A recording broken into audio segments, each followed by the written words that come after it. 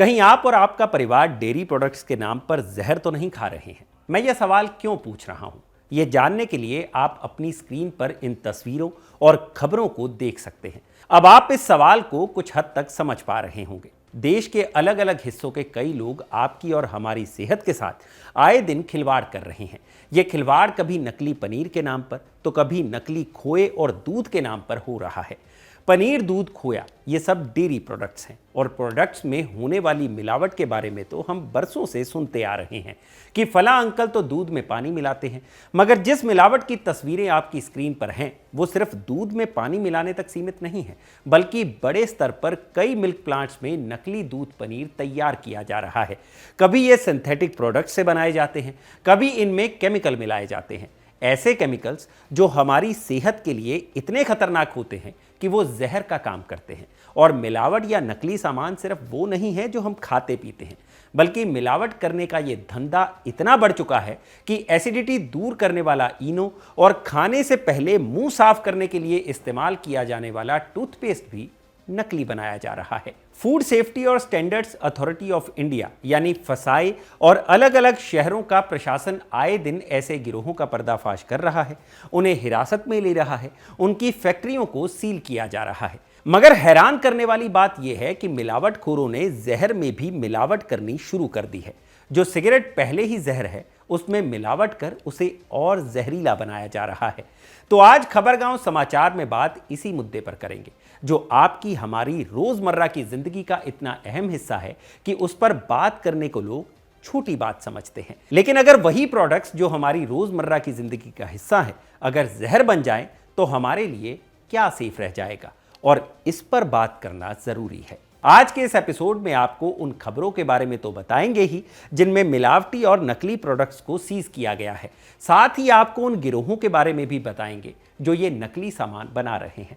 बात इसकी भी करेंगे कि सरकारी एजेंसी फसाई ने इसे रोकने के लिए क्या स्टेप्स लिए हैं, और सबसे अहम बात जो आपका जानना सबसे जरूरी है कि आप कैसे पहचान कर सकते हैं कि जो पनीर, दूध आप खा पी रहे हैं वो असली है या नकली। नमस्कार, मैं हूं भूपेंद्र सोनी और आप देख रहे हैं खबरगांव समाचार। क्या वक्फ संशोधन कानून संवैधानिक है? सवाल है जाति जनगणना जाति कैसे पूछ ली? कौन रेडिकलाइज हो चुका है? मिट्टी में मिलाने का समय आ गया है। शुरुआत करते हैं पहले ब्रांडेड चीजों से, जिन्हें इस्तेमाल करते हुए आप आंख मूंद कर भरोसा करते हैं। वजह है उन्हें बनाने वाली कंपनियां, लेकिन असल में उनकी नकल भी मार्केट में बिक रही है। दिल्ली पुलिस ने हाल ही में दिल्ली के जगतपुर इलाके में नकली फैक्ट्री पर छापा मारकर बड़ी क्वांटिटी में नकली क्लोजअप टूथपेस्ट और इनो को जब्त किया है। त्योहारों के मद्देनजर दिल्ली पुलिस अलग अलग जगहों पर रेड्स कर रही है। उसी दौरान ये रेड भी मारी गई थी। खबरों के अनुसार दिल्ली के वजीराबाद में नकली टूथपेस्ट बनाया जा रहा था। दिल्ली पुलिस ने रेड मारकर बड़ा खुलासा किया।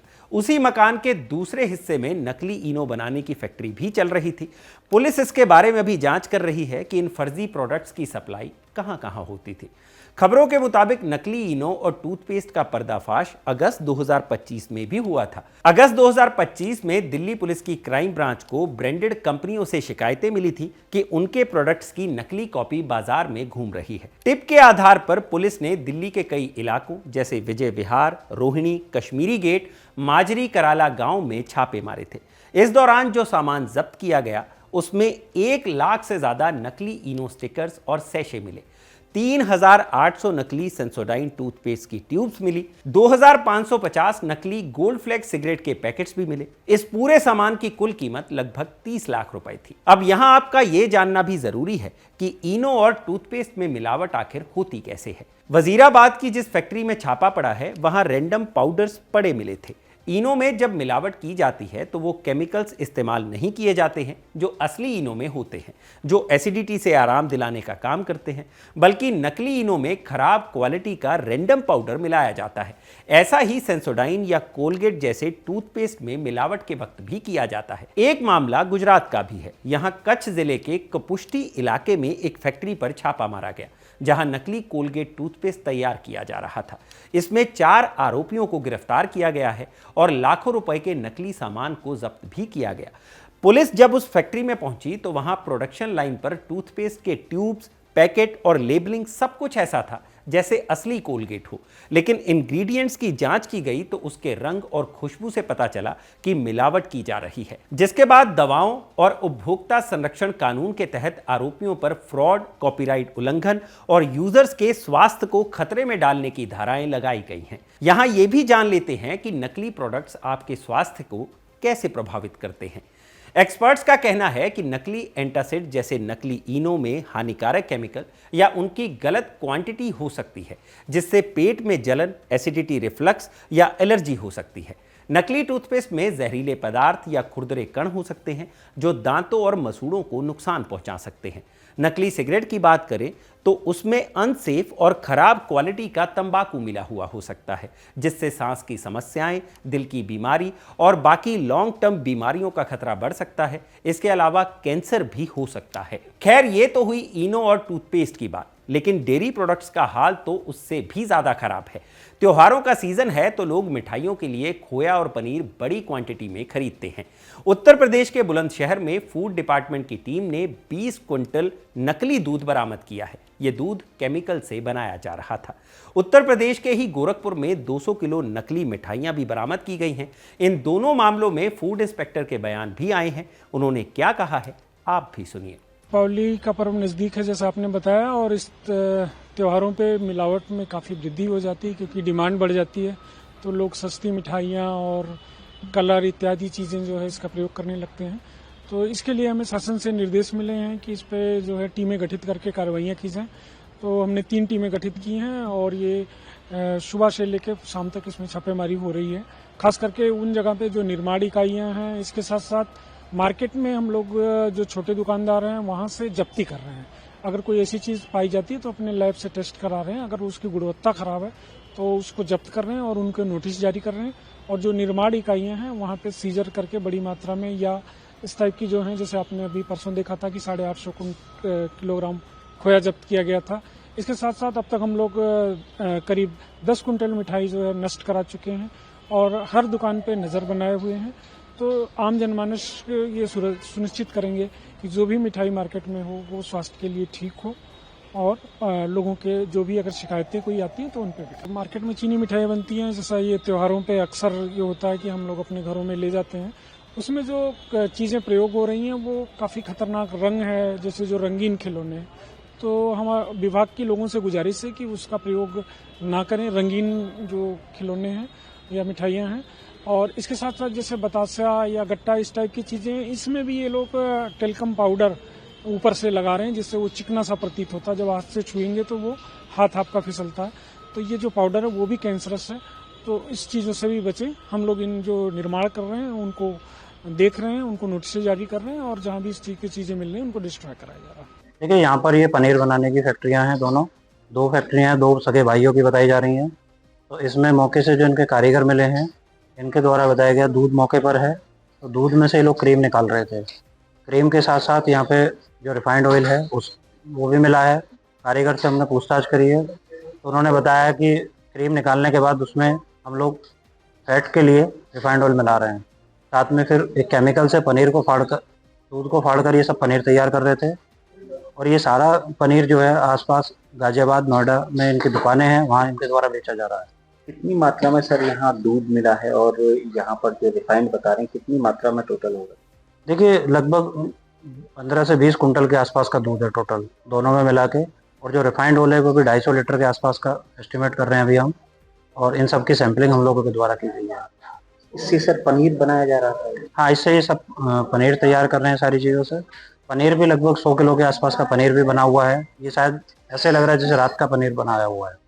क्या सर देसी घी भी बनाया जा रहा है? हाँ, ये कुछ जो क्रीम निकालते हैं उस क्रीम से देसी घी तैयार करते हैं। एक ड्रम में लगभग 5 किलो के आसपास का देसी घी मिला है, तो उसके भी हम लोगों ने सैंपलिंग की है। इसके अलावा हाल के दिनों में अमरोहा, नोएडा, सहारनपुर, झांसी, जयपुर और अन्य कई जगहों पर नकली पनीर, नकली खोया पकड़ा जा रहा है और उसे डिस्ट्रॉय किया जा रहा है। मेरठ में तो हाल ही में 2500 किलो नकली खोया बरामद हुआ। इसके अलावा ऐसी खबरें भी आ रही हैं जहां से कहीं से 4000 क्विंटल तो कहीं से उससे भी ज्यादा नकली खोया या पनीर बरामद हुआ। लेकिन ये तो वो मामले हैं जो पकड़ में आ गए। सोचिए आपके अपने शहरों में भी ऐसी फैक्ट्रियां हो सकती हैं जहां इसी तरह से नकली खोया और नकली पनीर बनाकर आपकी और आपके बच्चों की सेहत के साथ खिलवाड़ किया जा रहा होगा। खैर, अब नकली पनीर और नकली खोया बनाने वालों को पकड़ने का काम तो एजेंसियों का है, लेकिन आप अपने घर में कैसे ये पकड़ सकते हैं कि जो पनीर आप खा सकते हैं वो असली है या नकली, वो हम इजी स्टेप्स में आपको बता रहे हैं। असली पनीर की पहचान करने का एक तरीका है कि इसे पानी में उबाल लें और इसमें आयोडीन टिंचर की कुछ बूंदें डाल दें। अगर पनीर का रंग नीला या काला हो जाता है तो ये मिलावटी है। आयोडीन टिंचर आपको किसी भी मेडिकल स्टोर से मिल जाएगा। दूसरा तरीका है पनीर का प्रोटीन टेस्ट, जिसके लिए आप नींबू और सिरके का इस्तेमाल कर सकते हैं। पनीर को थोड़े गर्म पानी में घोलें और इसमें 4-5 बूंद सिरका या नींबू का रस डालें। इसे 5 मिनट छोड़ दें। असली पनीर में दूध के प्रोटीन के कारण हल्का जमाव हो सकता है। नकली पनीर में कोई प्रतिक्रिया नहीं होगी या अजीब झाग बनेगी। तीसरा तरीका भी आसान है, जिसके जरिए आप पनीर की रासायनिक संरचना जांच सकते हैं। इसके लिए आप पनीर के एक टुकड़े को थोड़ा सा जलाकर देखिए। असली पनीर पिघलेगा और दूध की हल्की गंध देगा। नकली पनीर में प्लास्टिक या रासायनिक गंध आएगी और यह रबड़ की तरह पिघलेगा। चौथा तरीका है वसा की जांच। इसके लिए पनीर के टुकड़े को आप पानी में डालकर मसलें और फिर रगड़ें। अगर बहुत ज्यादा झाग बनता है तो इसमें डिटर्जेंट या साबुन जैसा पदार्थ हो सकता है। इसी तरह दूध की मिलावट को मापने के भी तरीके हैं। 1 चम्मच दूध में 2-3 बूंद आयोडीन टिंचर डालें। अगर रंग नीला या बैंगनी हो जाता है तो दूध में स्टार्च मिला है। असली दूध में रंग नहीं बदलेगा। दूसरा तरीका है एक टेस्ट ट्यूब या छोटे बर्तन में 5-10 मिलीलीटर दूध लें। इसमें बराबर मात्रा में पानी मिलाएं और जोर से 1 मिनट तक हिलाएं। अगर बहुत ज्यादा झाग बनता है तो दूध में डिटर्जेंट हो सकता है। असली दूध में हल्का या कोई झाग नहीं बनेगा। एक तरीका है लेक्टोमीटर टेस्ट। लेक्टोमीटर आपको किसी भी फार्मेसी से मिल जाएगा। इसे आप दूध में डालें और रीडिंग चेक करें। असली दूध की रीडिंग 20 से 25 डिग्री सेंटीग्रेड के बीच होगी। अगर रीडिंग बहुत कम है तो पानी या अन्य मिलावट हो सकती है। अब लगे हाथ ये भी जान लीजिए कि ऐसी मिलावट को लेकर कोर्ट का क्या रुख रहा है। दिल्ली हाईकोर्ट ने अक्टूबर 2024 में एक्सपायरी खाद्य उत्पादों, जिनमें डेयरी प्रोडक्ट्स जैसे दूध और पनीर शामिल हैं, को रीलेबल करके नई एक्सपायरी डेट के साथ बाजार में बेचने के मामले में फसाई को सख्त फटकार लगाई थी। यह मामला एक जनहित याचिका के तहत उठा था, जिसमें दिल्ली एनसीआर में दूषित और एक्सपायरी डेयरी उत्पादों की सप्लाई की शिकायत की गई थी। कोर्ट ने कहा था लोगों को मिलावटी या एक्सपायरी चीजें खाने नहीं दी जा सकती। यह स्वास्थ्य के लिए गंभीर खतरा है। कोर्ट ने फसाई की निगरानी में कमी को लेकर नाराजगी जताई और पूछा कि ऐसी गतिविधियों पर रोक क्यों नहीं लग रही, जिसके बाद कोर्ट ने फसाई को निर्देश दिए। फसाई को सैंपल कलेक्शन और टेस्टिंग बढ़ाने के लिए कहा गया। QR कोड या अन्य ट्रैकिंग सिस्टम लागू करने के सुझाव मांगे गए ताकि रीलेबलिंग रोकी जा सके।